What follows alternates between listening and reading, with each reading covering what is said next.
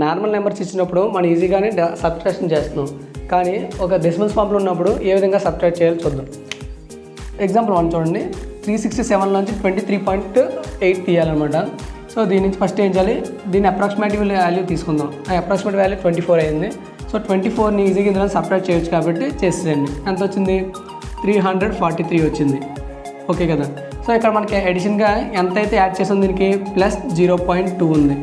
ఇంతకు ముందు అయితే అడిషన్లో ఏం చేసాం, ఈ 0.2 యాడ్ చేయడమో లేదా సబ్ట్రాక్ట్ చేయడం ఏదో చేసాం. ఇప్పుడు అలా చేయాల్సిన పని లేదన్నమాట. ఏదైనా తీసివేతలు ఏం చేయాలంటే జస్ట్ ఏదైతే అడిషన్ చేసామో దాన్ని జస్ట్ ఆ 0.2గా మెన్షన్ చేస్తే సరిపోతుంది అనమాట. అంటే 367లోంచి 23.8 తీస్తే 343.2 వస్తుంది అన్నమాట. ఇంత ఈజీగా క్యాలిక్యులేట్ చేయొచ్చు. అదే నెక్స్ట్ చూడండి, రెండు కూడా డెసిమల్స్ ఫామ్లో ఉన్నాయి. మరి డెసిమల్స్ ఫామ్లో ఉంటే ఏ విధంగా చేయాలి అంటే సేమ్ థింగ్. ఇక్కడ మళ్ళీ మనం అప్రాక్సిమేట్ వాల్యూ తీసుకున్నాం. ఈ అప్రాక్సిమేట్ వాల్యూ అనేది ఇందులో తీసేద్దాం. ఎంత వచ్చింది, 43 వచ్చింది. 67 - 24 చేస్తే ఓకే. ఇక్కడ ఎంత ఉంది, ఇక్కడ ఆల్రెడీ మనకి 0.5 ఉంది.